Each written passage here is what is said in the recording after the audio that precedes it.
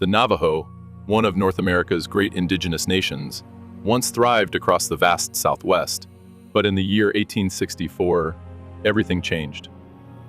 Their homes were burned, their people uprooted, and thousands were forced on a brutal 300-mile march through the desert. No water, no food, no mercy. Many never made it. Was this survival or genocide? And why has the long walk been forgotten? Join us as we uncover a story of resilience against all odds. The arrival centuries ago, the Diné traveled south from the icy lands of Canada and Alaska, searching for a home. The journey was long, arduous, and filled with trials, but the people were strong. They followed the stars and the whispering spirits until they reached the vast deserts and high plateaus of the Southwest, where the sun painted the rocks with the colors of fire. They saw beauty in the towering cliffs, life in the arid lands, and possibility in the flowing rivers. They were not the first here. The Pueblo people had built great stone villages, their lives shaped by the corn, the sun, and the seasons. From them, the Diné learned the ways of the earth, how to farm, how to weave, how to live in harmony with the land. The Pueblo taught them how to cultivate corn, beans, and squash, gifts from the gods that would sustain them for generations. They learned to shape wool into patterns that carried stories and prayers, weaving history into every thread. But the Diné remained warriors at heart. Their hunters knew the land like the veins in their own hands, moving silently through the canyons, following the tracks of deer and bighorn sheep. Their herds grew strong with sheep, brought by the Spanish, their ponies swift as the desert wind. They raided, they traded, and they carved out their place among the mountains and valleys that would forever be theirs. Their songs spoke of honor and survival. Their dances called upon the spirits to protect their people. As generations passed, the Diné continued to refine their skills. They developed a complex spiritual system, deeply intertwined with nature. The four sacred mountains defined their world, each one marking a boundary of their homeland. Their ceremonies, such as the Blessing Way and the Enemy Way, connected them to their ancestors, the spirits, and the land itself. The harmony they sought was not just with nature, but with each other, reinforcing their identity as the people. The strangers come first. The Spanish arrived, steel swords flashing, crosses hanging from their necks, foreign words twisting the air. They called them Navajo, a name that was not theirs. They came for land, for wealth, for power. The Diné resisted. War cries shattered the canyons, arrows slicing the air. The rivers ran red. The land bore the scars of battle. They adapted, taking the Spanish horse, becoming riders as swift as the wind, warriors striking like shadows. Then came the Americans, not for gold but for land. With rifles and treaties, they spoke in promises that turned to dust. Borders were drawn, homes stolen, survival became war. Yet no battle was as cruel as what came next. Fire, ashes, and the long walk. Kit Carson arrived with fire and destruction, leaving a trail of devastation in his wake. Homes were set ablaze, their flames roaring into the sky as black smoke choked the air. Wells, once sources of life, were poisoned, and sheep lay slaughtered in the fields, their blood staining the earth. The once fertile land was now a wasteland, the air thick with the smell of burning crops and death. The people, stripped of everything, were left with nothing but despair. Then came the long walk, a grueling journey of 300 miles. Under the scorching sun, bare feet bled on the hot, cracked ground. Hunger gnawed at their stomachs, and thirst parched their throats. Babies, too weak to cry, clung to their mothers, their lips dry and cracked. The elderly and the sick stumbled and fell, left behind to perish in the unforgiving desert. At night, the cold wind howled like a mournful spirit, cutting through their thin clothing and chilling them to the bone. Among the survivors was a young woman, clutching her child tightly. Her mother had collapsed days earlier, and the soldiers had forced her to leave her behind. Now, she walked alone, whispering into the darkness.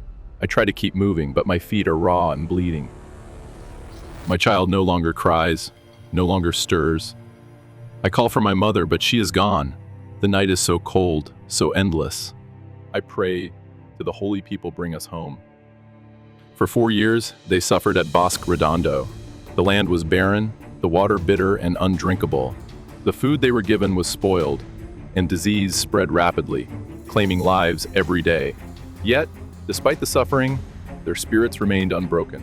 They held on to their traditions, their stories, and their hope, dreaming of the day they would return to their homeland. Through songs and prayers, they kept their culture alive, passing it down to the children who survived.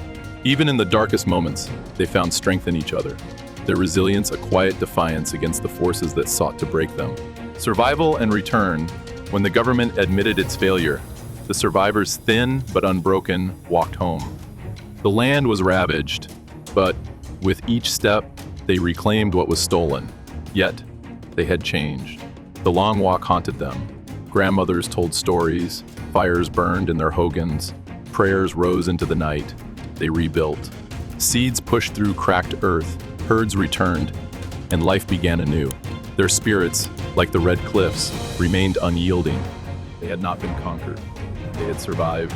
And with every sunrise, they carried the strength of their ancestors, a quiet promise to never forget. Rebirth and resistance. The Diné rebuilt.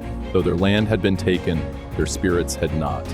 Their reservation grew beyond the barren strip they were first given, expanding across 3 states. But survival was not enough. They fought to preserve their identity.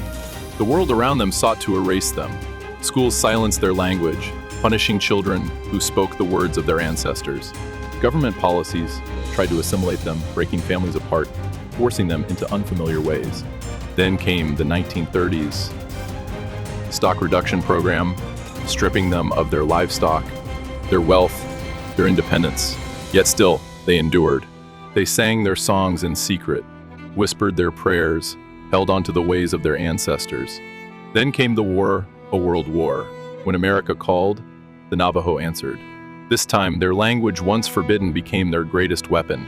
The code talkers, young warriors with unshaken resolve, created an unbreakable code from their native tongue. On battlefields far from home, their words guided troops, sending messages the enemy could never decipher.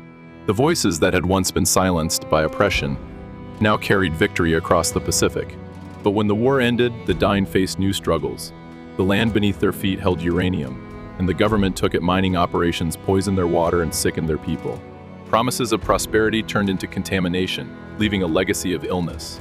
Families were uprooted again, displaced by forced relocations in the name of progress. Yet, they resisted. They fought for their sovereignty, their sacred lands, their water, their future. Through protests, legal battles, and generations of resistance, they stood their ground. And through it all, they remained Diné the people. The people today, the Diné, still walk their sacred land. From the mesas to the canyons, from the 4 sacred mountains to the horizon beyond. Their art, their songs, their stories live on. Their nation stands strong, the largest in the land, its people proud, its spirit unbroken. Their economy has grown beyond sheep herding and agriculture. Today, they engage in tourism, energy production, and higher education. Their leaders fight for their rights, their youth pursue dreams their ancestors could never have imagined, and their elders keep the old stories alive. Their language, once forbidden in schools, is now taught again, ensuring that future generations will continue to speak the words of their ancestors. Yet, challenges persist. Land disputes with the federal government continue, natural resource extraction threatens their environment, and healthcare disparities remain a struggle. But the Diné press on, their resilience unshaken. Traditional healing ceremonies still take place under the starlit sky, and new generations learn the language that once carried their ancestors through war. Their sovereignty is a testament to their strength.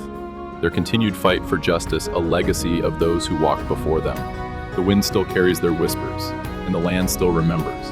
The story of the Diné is not one of conquest or defeat. It is a story of survival, of resilience, of a people who have endured centuries of change yet remain true to who they are. They have faced suffering, but they have never been broken.